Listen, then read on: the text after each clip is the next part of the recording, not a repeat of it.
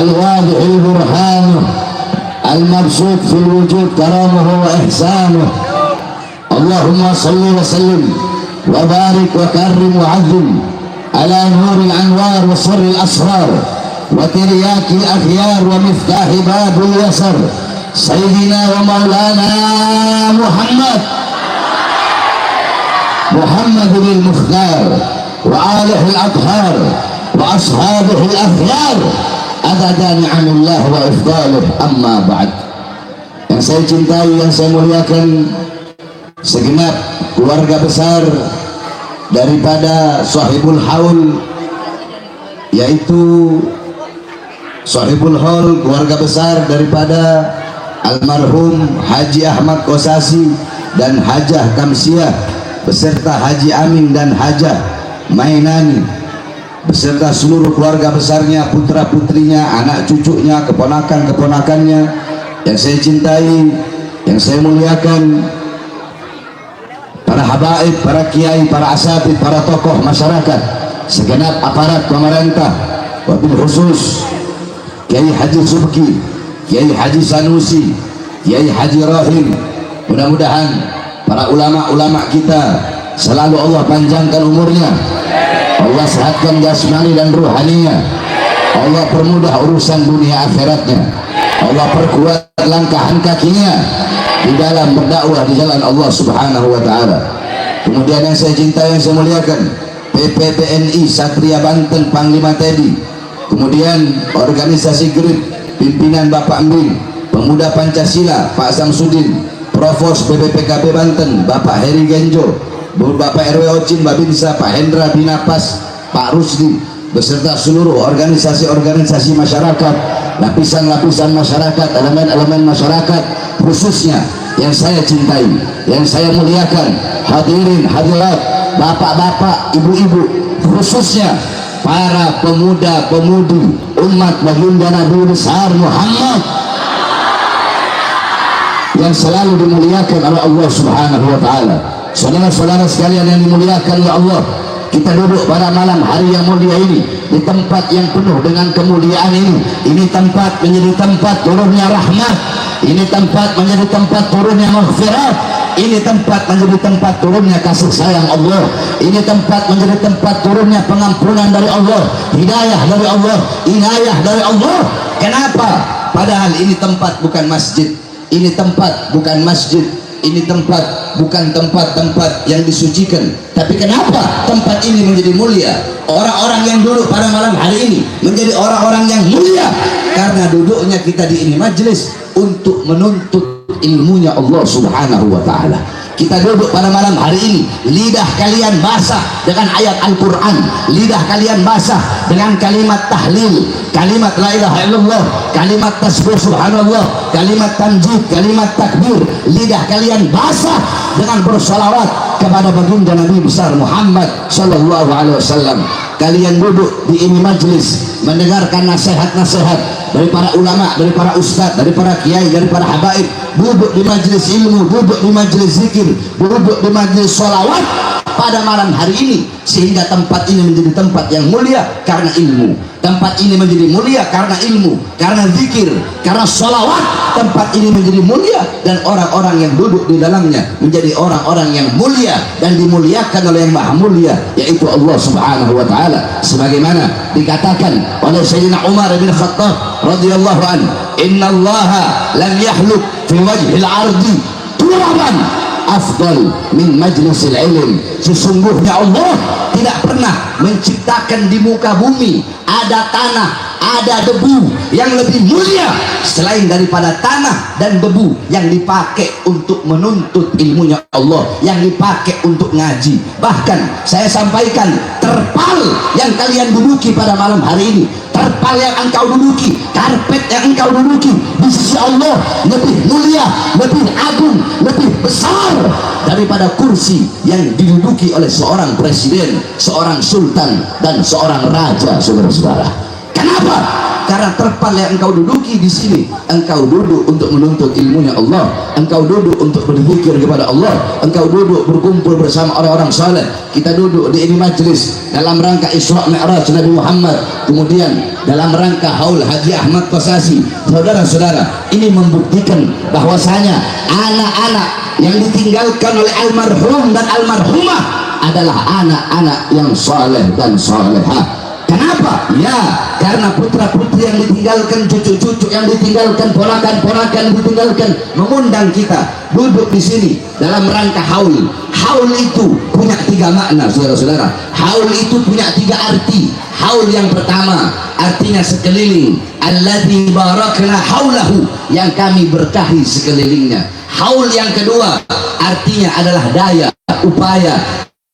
La haula wala, tidak ada daya, tidak ada upaya. Haul yang ketiga maknanya 1 tahun. Setiap perputaran waktu 1 tahun itu dimakan haul. Nah, kita masyarakat Indonesia sudah menjadi adat, sudah menjadi uruf bagi kita bahwasanya kita mengadakan acara-acara haul. Haul itu ada 2. 1,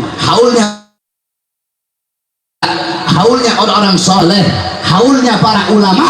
Contoh di Tangerang ada hall Abuya Uji, kemudian di Banten ada hall Abuya ini, Abuya ini, Abuya ini, Kiai ini, Kiai ini. Di Jakarta ada hall Habib Hussein bin Abu Bakar Idrus Luar Batang, ada hall Kiai Haji Abdullah Syafi'i, ada hall Muallim Syafi'i Hazami, ada hall Habib Ali bin Abdul Rahman Al-Habsyi Kuitang. Di Banten ada hall Sultan Maulana Hasanuddin Banten. Kemudian di daerah Jawa Tengah ada hall Haddad. Di Pekalongan ada hall Pekalongan, ada hall Tegal. Sampai Jawa Timur di Surabaya ada hall Habib Muhammad bin Idrus Al-Habsyi. Di Jember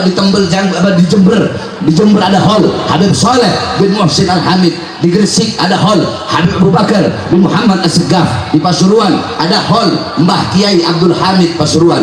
Kemudian ada hall Habib Ja'far bin Syekhon As-Segaf Pasuruan. Di Banyuwangi ada hall Habib Hadi bin Abdullah Al-Haddar. Kemudian di Situbondo ada hall Kiai As'ad Samsul Arifin, dan masih banyak lagi haul para ulama dan haul orang-orang saleh di seluruh Indonesia. Yang kedua, ada haul yang dimana anak tersebut menghauli orang tuanya. Setiap perputaran waktu 1 tahun, anak-anak yang ditinggalkan, keluarga yang ditinggalkan, mengundang masyarakat, mengundang tetangga-tetangga, mengundang masyarakat kampung, duduk sama-sama baca yasin, sama-sama baca tahlil, sama-sama baca tahmid, sama-sama baca tasbih, sama-sama baca sholawat.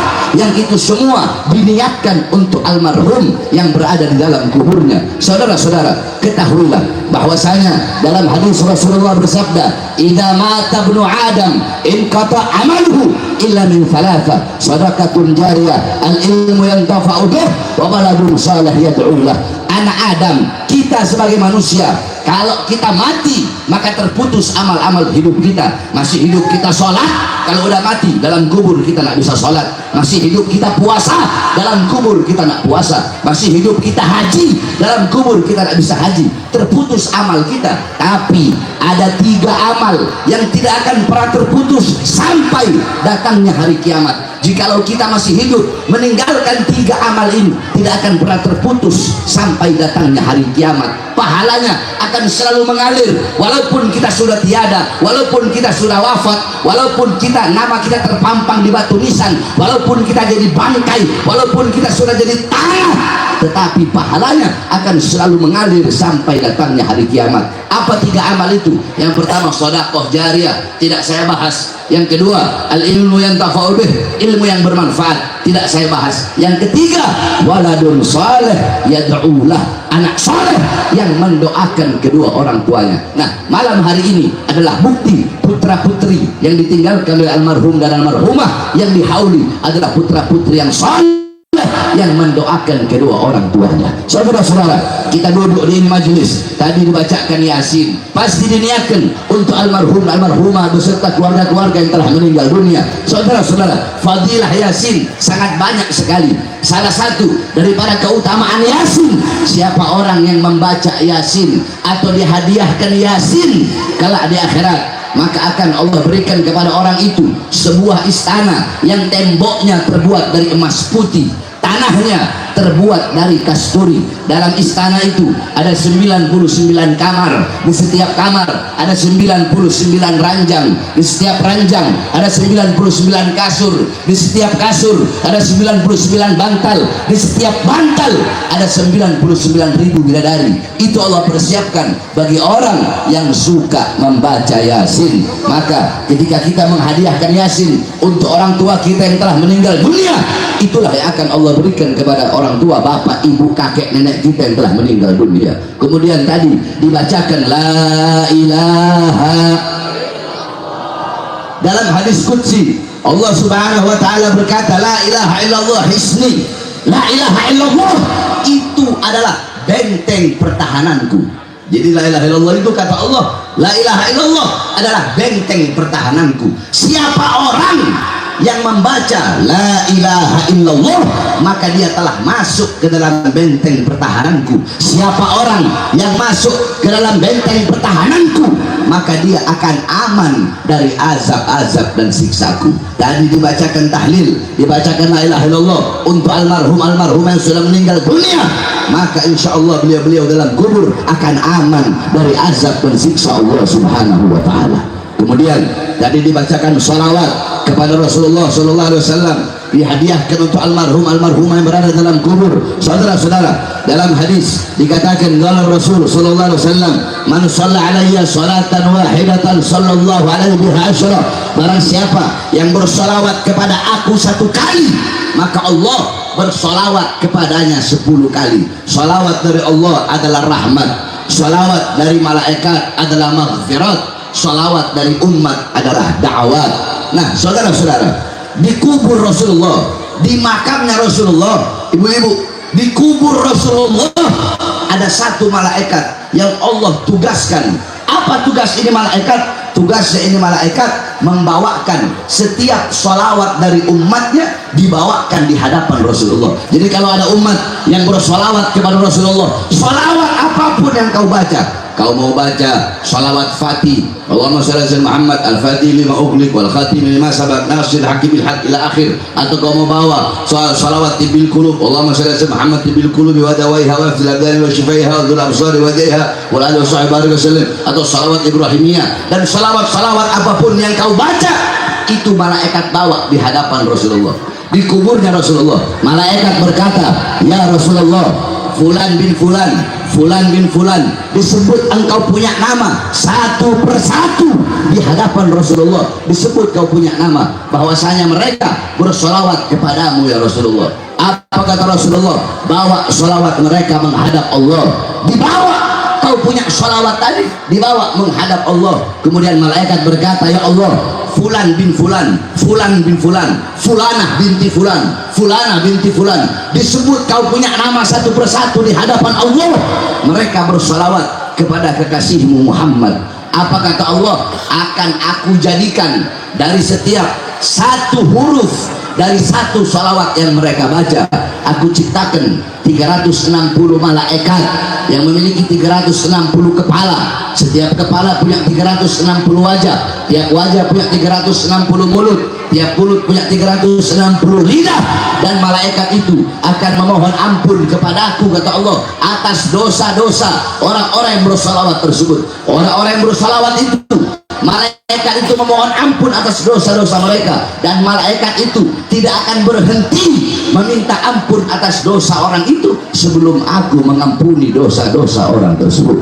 Lihat bagaimana keutamaan dan kemuliaan daripada bersalawat kepada baginda Nabi besar Muhammad sallallahu alaihi wasallam. Oleh karenanya, hadirin hadirat sekalian, bapak-bapak, ibu-ibu khususnya, kalian sebagai orang tua, jangan ngarep.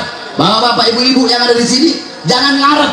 Saya berharap nanti kalau saya mati, anak saya bakal bikinkan saya acara hall setahun sekali, ngundang ulama, ngundang ustadz, ngundang kiai, ngundang habaib, ngundang para kiai, sama-sama bacakan doa, bacakan tahlil, sama-sama mendengarkan nasihat-nasihat tentang kematian. Jangan ngarep punya anak seperti itu Jangan ngarep saya pengen punya anak, nanti kalau saya mati anak saya tiap Jumat ziarah kubur saya, tiap malam tiap sholat kirimkan Fatihah, kirimkan doa untuk saya. Jangan ngarep pengen punya anak seperti itu. Jikalau kalian masih hidup, kalian tidak pernah mendidik putra putri kalian dengan pendidikan baginda Nabi besar Muhammad SAW. Ini yang terjadi zaman sekarang. Bapak-bapak, ibu-ibu, kalian semua lalai di dalam mendidik anak-anak kalian, di dalam mendidik putra-putri kalian. Putra-putri kalian tidak mengenal Allah, tidak mengenal sifat wajib bagi Allah, sifat mustahil bagi Allah, nggak kenal tauhid, nggak kenal fikih, nggak kenal ilmu, nggak kenal Quran, buta agama, buta Islam, buta iman, nggak kenal ilmu. Anak-anak kalian lebih mengenal musuh-musuh Rasulullah daripada mengenal Rasulullah SAW. Anak-anak kalian, putra-putri kalian lebih memilih pakaian-pakaian musuh Rasulullah daripada memakai pakaian-pakaian Rasulullah SAW. Putra-putri kalian lebih mengenal para artis, lebih mengenal para pemain-pemain bola, lebih mengenal orang-orang barat, lebih mengenal para musisi-musisi daripada mengenal sosok Nabi Muhammad, sosok sahabat Nabi, sosok ahlul bait Nabi, sosok para ulama, sosok para aulia. Anak-anak kalian buta sejarah Islam, anak-anak kalian buta agama. Kenapa? Karena kalian sebagai orang tua tidak pernah mendidik putra putri kalian dengan pendidikan baginda Nabi besar Muhammad. Wahai para orang tua, wahai para bapak, wahai para ibu, jangan engkau kira engkau putus jangan engkau kira engkau dengan banyaknya amal ibadahmu, banyaknya sholatmu, banyaknya puasa, zakat, haji, sodako, terus itu akan menyelamatkanmu kelak di akhirat. Tapi jikalau ketika di dunia kau tidak pernah mendidik anak-anakmu, kelak di akhirat kau datang bawa pahala sholat, bawa pahala puasa, bawa pahala zakat, bawa pahala haji, datang di akhirat bawa pahala yang banyak. Ketika mau dimasukkan ke sorga, datang anaknya, ya Allah, kenapa orang tuaku masuk sorga sedangkan aku masuk neraka? Ya Allah, aku nggak mengenalmu, aku buta Al-Quran, aku nggak sholat. Kenapa? Karena orang tuaku membiarkanku. Ya Allah, ya Allah, aku mabok, aku narkoba, aku main judi, aku melacur, aku zina, aku keluar, aku bergaul dengan orang-orang buruk. Kenapa? Karena orang tuaku tidak pernah melarangku, orang tuaku tidak pernah mencegahku, orang tuaku biarkan aku maksiat, orang tuaku membiarkan aku dalam keadaan bodoh sehingga aku bermaksiat kepadamu. Masa aku masuk neraka sedangkan orang tuaku yang menjadi penyebab aku begini, orang tuaku masuk surga. Akhirnya apa? Yang tadinya orang tuanya datang bawa pahala banyak mau masuk surga, Allah angkat dua-duanya, orang tua dan anak, masuk ke dalam nerakanya Allah Subhanahu wa ta'ala. Mau bapak-bapak? Mau ibu-ibu? Makanya mumpung masih hidup, didik putra putri kalian. Bagaimana cara kami mendidik putra putri kami? Bagaimana cara kami mendidik? Pertama, ibu-ibu dulu. Perhatikan, wahai para ibu-ibu, kalian adalah madrasatul ula, muallima, mudarrisa, muaddiba. Kalian adalah madrasah pertama, sekolah pertama, guru pertama, kiai pertama, pengajar pertama, pendidik pertama bagi putra putrinya. Itu adalah seorang ibu. Saya tanya anak-anak di sini, jawab. Anak-anak semuanya jawab. Waktu kalian lebih banyak sama bapak atau lebih banyak sama ibu? Lebih banyak sama bapak atau lebih banyak sama ibu? Ibu-ibu jawab. Putra putri kalian waktunya lebih banyak sama suami kalian atau lebih banyak dengan kalian sebagai seorang ibu? Lebih banyak dengan bapak atau dengan ibu? Ibu-ibu jawab kurang keras. Saudara-saudara, putra putri kalian lebih banyak waktunya dengan kalian. Kalian adalah pendidik pertama, pengajar pertama. Baik buruknya anak, jahat atau rusaknya anak, tergantung daripada ibunya.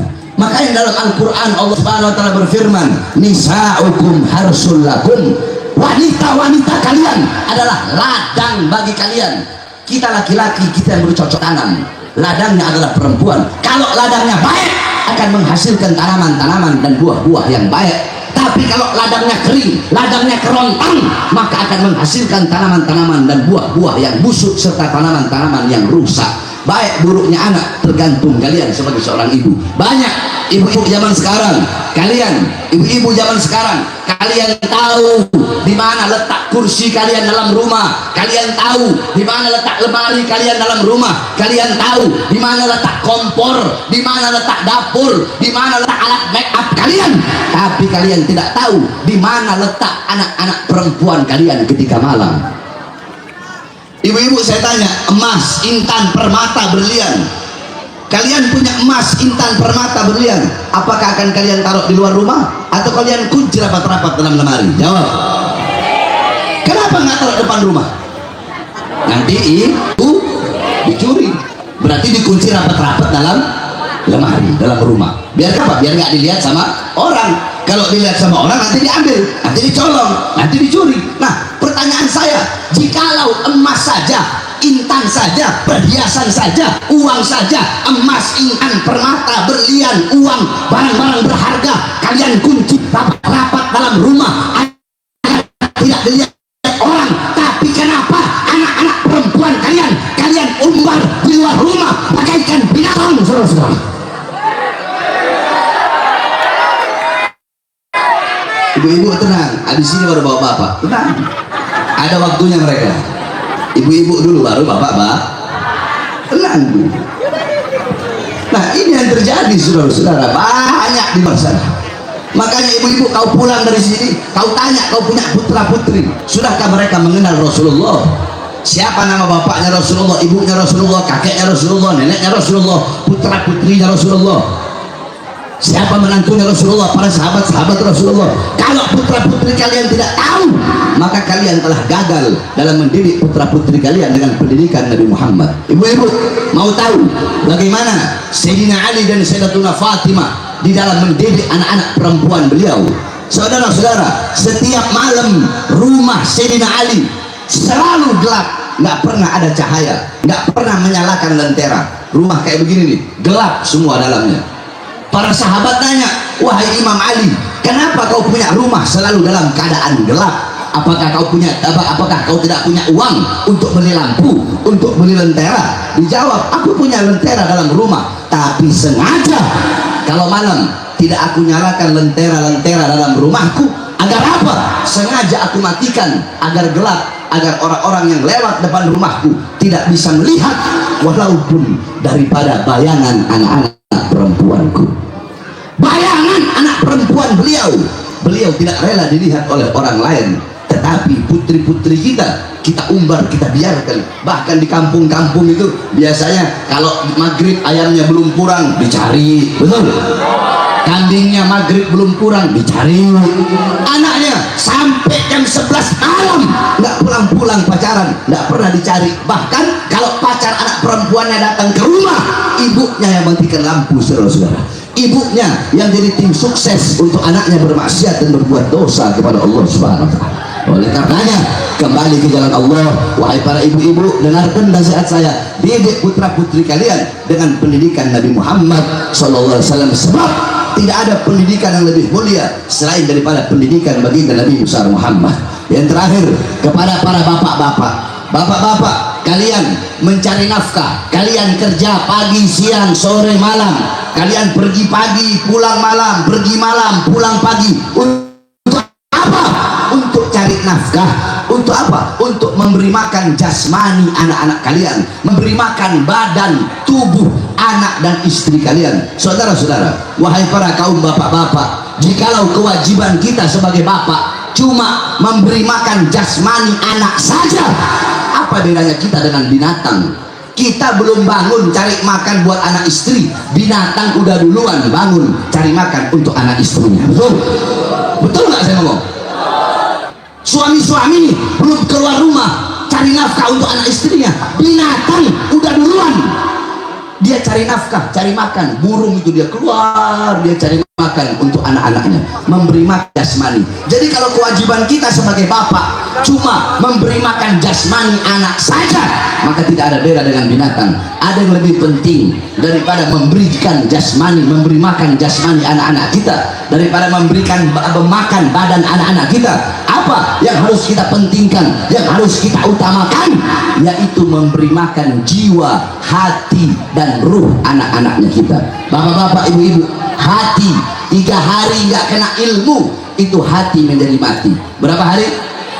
3 hari hati nggak kena ilmu, itu hati menjadi mati. Karena makanan bagi anak-anak kita, hati, jiwa, dan ruh anak-anak kita, makanan mereka adalah ilmu. 3 hari nggak kena ilmu, hati menjadi mati. Maka tanyakan kepada diri kita sebagai orang tua, sebagai bapak, sebagai ibu, telah berapa lama kita menjadi sebab hati anak-anak kita mati, sehingga tidak mengenal Allah, tidak mengenal Rasulullah, tidak mengenal jalan para asrafun salih, tidak mengenal jalan takwa, tidak mengenal jalan ilmu, tidak mengenal jalan amal, tidak mengenal jalan warok, tidak mengenal jalan khauf, tidak mengenal jalan Rasulullah, tidak mengenal jalan Sayyidatuna Khadijah, tidak mengenal jalan Sayyidatuna Aisyah, tidak mengenal jalan Sumayyah binti Khabbab, tidak mengenal jalan Ummu Salamah, tidak mengenal jalan Nusaybah Hamiyatul Islamiyah, tidak mengenal jalan Sayyidina Abu Bakar As-Siddiq, tidak mengenal jalan Sayyidina Umar bin Khattab, tidak mengenal jalan Sayyidina Utsman bin Affan, tidak mengenal jalan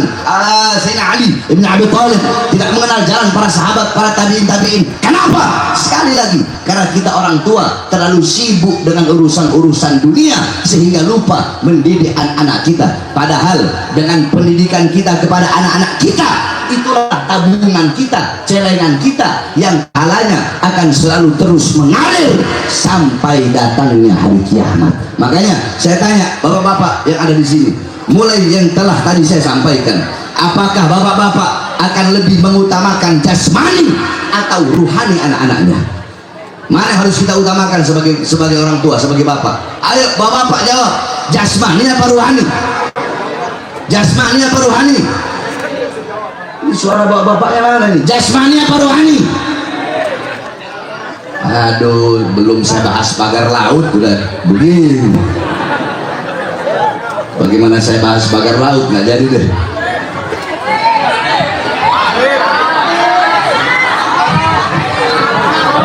Soalnya mumpung lagi di Tangerang,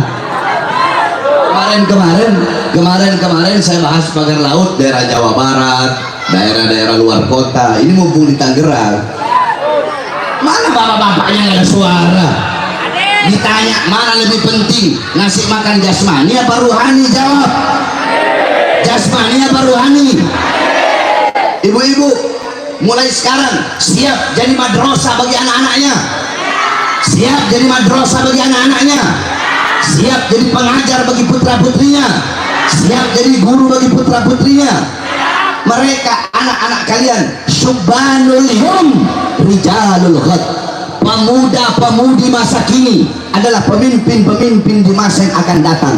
Baik buruknya bangsa ke depan, bagus atau rusaknya bangsa ke depan, terletak di pundak-pundak anak-anak yang sekarang berada di hadapan saya, saudara-saudara. Makanya saya tidak pernah pandang sebelah mata anak-anak yang masih umur 7 tahun, 8 tahun, 9 tahun. Jangan kalian pandang sebelah mata anak-anak, kalian anak-anak kecil, bocil-bocil yang ada depan saya. Besok nasib negara, nasib Banten, nasib Tangerang, nasib agama berada di tangan kalian. Kalau kalian dari anak-anak yang taat, yang patuh, yang tunduk kepada Allah, yang menyampaikan kebenaran, yang melawan kezaliman, melawan kemungkaran, besok Indonesia bakal jadi negara yang baik, Banten bakal jadi daerah yang baik, dan Tangerang bakal jadi kabupaten yang baik. Semua berada di tangan anak-anak mudanya. Tapi kalau anak-anak mudanya udah bisa disogok, bisa disuap oleh oligarki, anak-anak mudanya bisa disuap, bisa disogok dari muda, udah biasa makan sogok, biasa makan suap, biasa makan uang, yang hak dibilang batil, yang batil dibilang hak, pergaulannya nggak bener. Dari muda udah biasa makan suap daripada pengusaha-pengusaha sehingga mengkhianati tanahnya sendiri. Besok Indonesia bakal hancur, Banten bakal hancur, dan Tangerang bakal hancur dan dipegang oleh orang-orang yang rusak. Makanya anak-anak muda Tangerang, anak-anak muda Banten, anak-anak muda Indonesia, kalian ini anak-anak kecil, anak-anak muda, besok generasi bangsa, generasi Indonesia, nasib Banten, nasib Tangerang berada di tangan kalian. Tetapi jangan khawatir saudara-saudara, masyarakat Banten tidak sendiri. Masyarakat Banten tidak berdiri sendiri. Masyarakat Tangerang tidak pernah berdiri sendiri untuk melawan kaum-kaum oligarki zalim, untuk melawan para pengusaha-pengusaha, untuk melawan siapapun yang memagar itu laut. Saudara-saudara, laut di Tangerang dekat dari sini, dekat dari sini. Laut di Tangerang itu dipagar sepanjang 30,16 km, saudara-saudara. Ini orang nggak masuk akal, dibilang swadaya masyarakat. Dari mana masyarakat mendapatkan uang puluhan miliar, sedangkan sebagian di situ kebanyakan kaum nelayan. Hei, kami masyarakat Tangerang, masyarakat Banten, cukup kalian bodoh-bodohi. Kami sudah pintar, nggak bisa dibodohi, nggak bisa ditipu. Saudara-saudara, Menteri ATR Nusron Wahid sudah mengeluarkan surat bahwasanya itu pagar laut sepanjang 30,16 km itu punya dua perusahaan, yang dimana dua perusahaan ini adalah anak cabang dari Sedayu Group milik Aguan, saudara-saudara. Makanya di ceramah saya kemarin saya bilang, hei Aguan, jangan kau macam-macam sama rakyat, jangan kau macam-macam dengan masyarakat. Hei Aguan, walaupun kau punya uang, walaupun kau punya harta, walaupun engkau bisa beli perangkat-perangkat negara, oknum polisi, oknum tentara, oknum anggota dewan, oknum pejabat, mulai lurah, camat, bupati, wali kota, gubernur, banyak yang bisa kau beli. Tapi saudara, saya sampaikan, hei Aguan, kalaupun kau punya segala-galanya, tapi selama mata Bahar bin Ali bin Smith masih terbuka untuk melihat ketidakadilan rakyat, kesengsaraan masyarakat, maka selama itu akan kami lawan engkau sampai titik darah penghabisan. Allahu Akbar, Allahu Akbar. Indonesia merdeka, merdeka, merdeka. Hidup Banten, hidup Tangerang. Masyarakat Banten, kalian tidak sendiri. Kami para pemuda-pemudi Islam dari seluruh Indonesia akan tegak berdiri bersama kalian. Sama-sama kita lawan Aguan, kita lawan mereka. Jangan berhenti sampai mati, jangan mundur walaupun harus hancur, saudara. Allahu Akbar. Pemuda-pemudi Islam siap hancur, siap hancur demi Banten, siap binasa demi Banten, siap mati demi Banten. Angkat tangannya, Allahu Akbar. Indonesia merdeka, merdeka, merdeka. Enak aja main pagar-pagar laut. Emang kau pikir laut Tangerang milik kau punya kakek moyang, betul? Betul. Laut adalah milik para nelayan, saudara-saudara. Saudara-saudara, mentang-mentang punya uang, punya segala-galanya, invest sana, invest sini, invest di IKN, terus mau seenak-enaknya sama rakyat? Tidak, saudara-saudara. Indonesia bukan milik Aguan, betul? Banten, Tangerang bukan milik Aguan, betul? Bukan milik lurahnya, camatnya, kepala desanya, bupati, wali kota, menteri, presiden, Prabowo. Indonesia, Banten, Tangerang bukan milik partai politik manapun, bukan milik PDI, betul? Bukan milik Gerindra, betul? Bukan milik Demokrat, betul? Bukan milik Nasdem. Beok Nasdem ya? Salah, Nasdem ya? Bukan milik PKB, betul? Bukan milik PAN, betul? Apalagi nanti kalau saya sebut disangkanya seorang partai ini. Apa? Bukan milik Golkar, betul? Bukan milik Hanura, betul? Bukan milik PKB, P3, PAN, PKS, bukan. Indonesia, Banten, Tangerang bukan milik Kapolri, bukan milik polisi, bukan milik tentara, bukan milik Panglima TNI, tetapi Indonesia milik kita bersama, bangsa dan rakyat Indonesia, saudara. Allahu Akbar, Allahu Akbar. Hidup Banten, hidup Banten.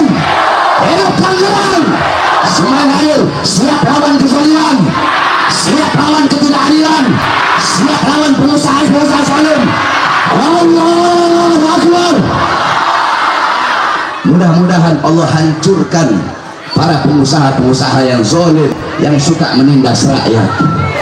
Amin amin ya rabbal. Terakhir saudara-saudara, tolong diam sebelum saya tutup. Kemarin habis pelantikan gubernur se-Indonesia, betul? Wali kota se-Indonesia, betul? Bupati se-Indonesia, betul? Kami ingin sampaikan, hei para gubernur, hei para wali kota, hei para bupati yang kemarin dilantik, kalian mendapatkan amanat dan mandat dari rakyat dan masyarakat, betul? Maka hendaknya amanat dan mandat tersebut kalian gunakan dengan sebaik-baiknya untuk berpihak kepada rakyat, mensejahterakan rakyat dan menguntungkan rakyat, melayani rakyat dan masyarakat, betul? Kalau ada keputusan-keputusan kalian atau peraturan-peraturan kalian atau kebijakan-kebijakan kalian yang menguntungkan rakyat, yang mensejahterakan rakyat, yang mempermudah rakyat, yang memajukan rakyat, saya tanya, rakyat dukung atau tidak? Dukung atau tidak? Kurang keras, dukung atau tidak? Dukung atau tidak? Dukung atau tidak? Kita akan dukung 1000%, betul? Kita akan bantu sama-sama berjuang untuk membangun bangsa ini, betul? Tapi kalau keputusan, kebijakan dan peraturannya menguntungkan dan mensejahterakan rakyat, tapi kalau ada keputusan, kebijakan, peraturan yang menyengsarakan rakyat, tidak pro kepada rakyat, bahkan tidak adil kepada rakyat, membuat rakyat lapar, membuat rakyat kehausan, membuat rakyat pengangguran, maka rakyat akan bangkit untuk melawan mereka semua, saudara. Allahu Akbar. Nggak ada urusan. Saya 13 kali keluar masuk penjara gara-gara ini, saudara-saudara. Saya bela bangsa, saya bela rakyat, yang saya bela masyarakat kecil, masyarakat susah, rakyat yang kelaparan, rakyat yang menderita. Maka bagi saya, jangankan hanya di penjara, penjara risiko paling kecil bagi saya. Demi bangsa, demi rakyat, demi NKRI, demi Bhinneka Tunggal Ika, nyawa saya, jiwa saya, darah saya murah harganya tumpah untuk bangsa dan rakyat Indonesia. Allahu Akbar.